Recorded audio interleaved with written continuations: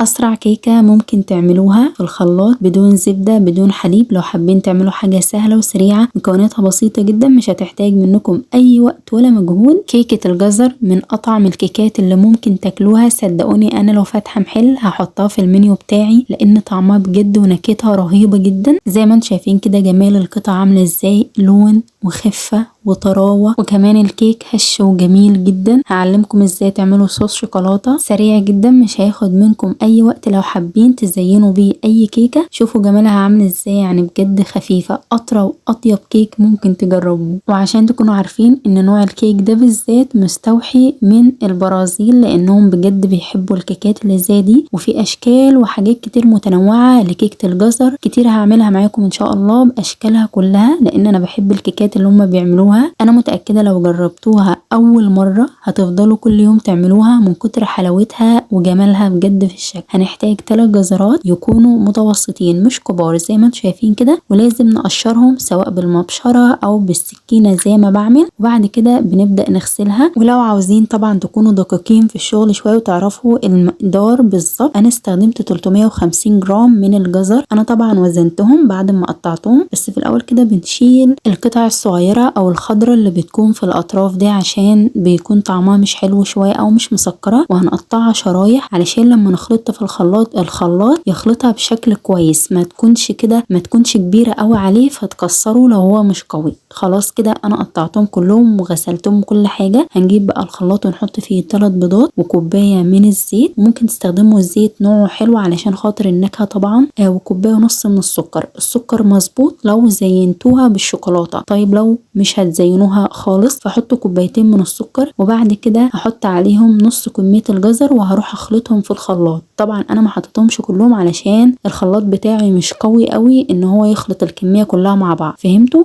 هاخدهم تاني واخلطهم. وبالنسبة لكمية السكر تاني عشان في ممكن يعني يحس ان الكمية كتير، ممكن تحطوا كوباية ونص، ممكن تحطوا كوباية وربع او كوباية على حسب ما انتوا حابين، لكن انا بالنسبة لي كوباية ونص مظبوطة جدا مع صوص الشوكولاتة. بعد ما قلبتهم كويس جدا او ضربتهم في الخلاط زي ما انتم شايفين، حطيتهم في البولة التانية، يبقى احنا كده عملنا السوائل مع بعض. وهنزل بقى كل الكمية. بعد كده هحط عليهم 3 كوبايات من الدقيق، الكوب بالظبط 120 جرام، وهنزود عليهم كمان معلقة كبيرة كده مليانة من البيكنج باودر. البيكنج باودر هو المادة الرافعة اللي هتخلي الكيك هش وجميل جدا. طيب بالنسبة للكوب انا مستخدمة الكوب الزجاجي اللي هو متوفر في كل البيوت، مش اللي هو الكوب المعياري، وانا هكتب لكم المكونات بالكوب والجرام تحت في صندوق الوصف. هنقلب كده في اتجاه واحد، ما نقلبش يمين وشمال، لا اتجاه واحد بس لحد ما تلاقوا ان الدقيق كله اختلط وهو ده القوام الصحيح. انا مش مسرعه الفيديو علشان تعرف بيكون تقيل شويه بس نازل يعني بشكل انسيابي مش اللي هو بيتقطع. هجيب بقى اي قالب، انا استخدمت القالب اللي هو شكله حلو ده، دهنته الاول بالزبده زي ما انتم شايفين. بعد كده هبطنه بشويه من الدقيق علشان بس لما اجي انزل الكيك ينزل بكل سهوله. وبالنسبه لمقاس الصينيه فانا هسيبها لكم برده مكتوبه في صندوق الوصف، هتضغطوا على العنوان هيظهر لكم بقى كل الكلام اللي انا كاتباه والنصائح المهمه. بعد ما عملتها بالدقيق زي ما انتم شايفين حاجه بسيطه جدا، نزلت الزياده منها وبعد كده هحط الخليط. برضو انا مش مسرعه الفيديو علشان تشوفوا القوام الصح للخليط. لو لقيتوه اتقل من كده زودوا شويه صغيرين من الحليب علشان توصلوا للقوام الصح.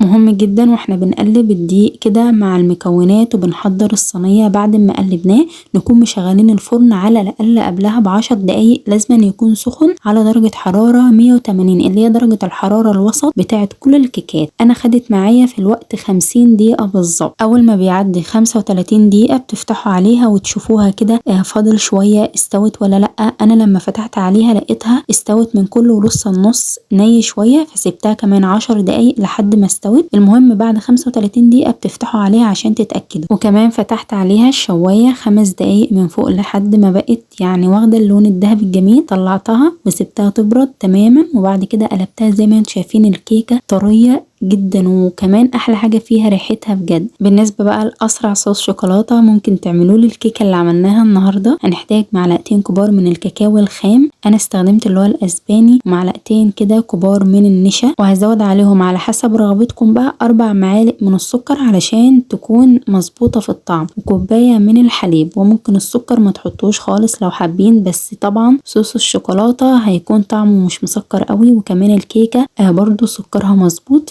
فاحسن حاجة تحطوا 4 معالق وهنقلبهم على البارد. بعد كده نرفعهم على نار تكون متوسطة مع التقليب المستمر لحد ما يكون الخليط زي كده. زودت شوية صغيرين كده من بشر الشوكولاتة اللي هي بالحليب وقطعة من الزبدة علشان تديها لمعان وطعم جميل برضو. اعتمدوا بقى الصوص ده في اي كيك كده سريع حابين تعملوه، حتى لو هتعملوا كيكة الشوكولاتة. بعد كده هزينها بقى. يعني انا خدت نفس اطار القالب، هو فيه شوية كده من الدريبات فنزلتها. لو حابين برضو يعني لو القالب بتاعكم مدور مفهوش زغرفة ممكن تحطوا الصوص كله وينزل كده من الجوانب هيكون جميل برضو. حتى لو عملتوا الكيكة كده وحطيتوا عليها شوية من السكر البودرة او تقدموها كده مع كوباية الشاي او اي مشروب انتوا بتحبوه هتكون جميلة برضو من غير اي تزيين. زينتها كمان ببشر من الشوكولاتة، يعني هي خطوة اختيارية بس بتدي شكل حلو، كمان ممكن تكون مفرحة للأولاد لو هتعملوها ليهم. أنا بجد بعد ما عملت الكيكة دي ودقت طعمها يعني مش هسيب الجزر في حاله لو متوفر عندنا. جربوها على ضمانتي. لو عندكم الأطفال يعني مش بيحبوا الجزر وهو مفيد ليهم أو هيعالجهم في حاجة فممكن تعملوها مع الكيكة دي ومتأكدة مش هيعرفوا أصلا الطعم. وكفاية لونها، والسبب اللي يخلي الكيكة سبحان الله لونها أصفر طبيعي كده أو برتقاني أيا كان لونها هيطلع معاكم ايه على حسب الصبغة اللي هي موجودة في الجزر، اسمها البيتا كاروتين. الجسم ده بيحول الصبغة دي لفيتامين ألف اللي هو مفيد للرؤية والجهاز المناعة ومفيد للنظر زي ما انتوا عارفين ومفيد للجلد كمان أو للبشرة. ففوائد كتير سبحان الله. لازم تجربوا الكيكة دي لأنها مفيدة قبل ما هي حلوة. وبس كده، لو حبيتوا الفيديو حطوا لايك علشان الفيديو يترفع لناس كتير. لو حابين تدعموني ما تنسوش تجربوها وتعملوا معاها احلى مشروب انتوا بتحبوه. ابعتولي الصور على الانستجرام. اشوفكم على خير في فيديوهات تانية. باي باي.